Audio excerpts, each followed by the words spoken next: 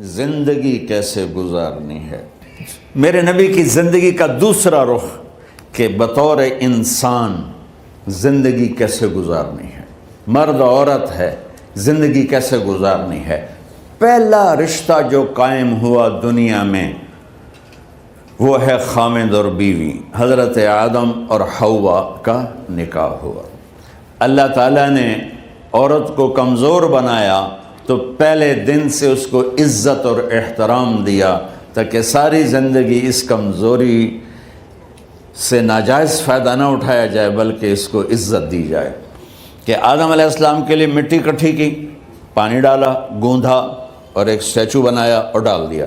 جب وہ خشک ہوا اس میں روح ڈالی اور پھر وہ ننگے بدن تھے، پھر ان کو جنت کے کپڑے پہنائے اور جنت میں ڈال دیا۔ اس کائنات کا حسن بھی عورت سے ہے اور جنت کا حسن بھی عورت سے ہے۔ حضرت آدم علیہ السلام جنت میں، لیکن بابے جی دا دل ہی نہیں لگتا، کلے کلے ہی ٹرے پھر دیں۔ اب اللہ نے عورت کو بنانے کا ارادہ کیا تو اللہ ایک ڈھیر مٹی کا اکٹھا کر کے عورت کے لیے بھی بنا دیتا اور اس کا اسٹیچو بنا دیتا اور اس کو خشک ہونے دیتا، پھر اس میں روح ڈالتا، پھر اس کو کپڑے پہناتا۔ آپ حیران ہوں گے، سبحان اللہ، اللہ نے ایسا نہیں کیا۔ آدم علیہ السلام سوئے، آنکھ کھلی تو دیکھا ایک خوبصورت حسین عورت۔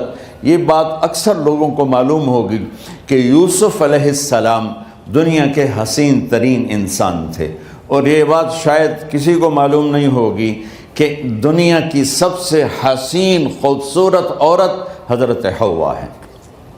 حوا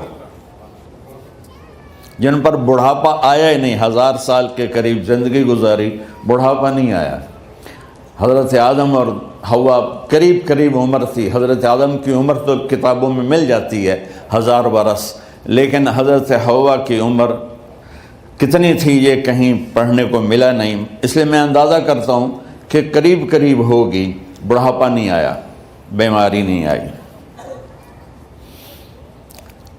اور حضرت حوا کو مینسز بھی نہیں آتے تھے۔ یہ عجیب بات آپ کو بتاؤں، اللہ نے اتنا جنت کا ان کے اندر نمونہ رکھا۔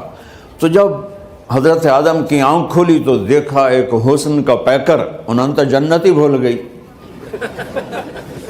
کہنے لگے یا اللہ ہن دل ٹھریا جا کے،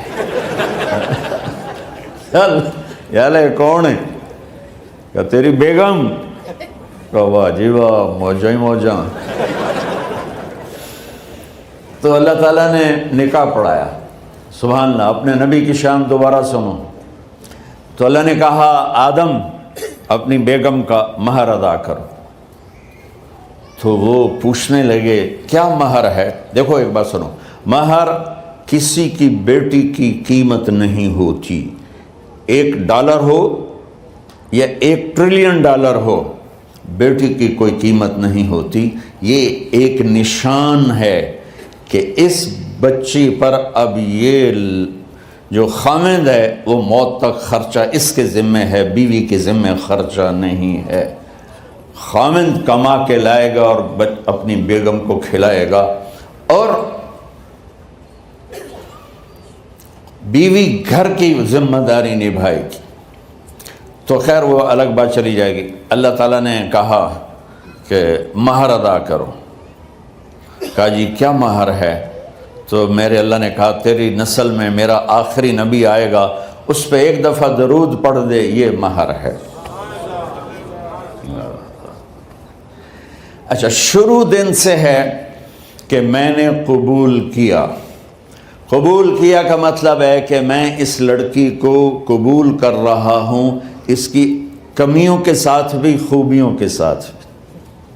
اور جب لڑکی کہتی ہے سائن کرنا قبول کیا ہے، یا زبان سے کہے قبول کیا ہے، تو یہ اس بات کی گارنٹی ہے کہ میں نے اپنے اس لڑکے کو خامد ہونے کے طور پہ قبول کیا، اس کی کمیوں کے ساتھ بھی، اس کی خوبیوں کے ساتھ بھی۔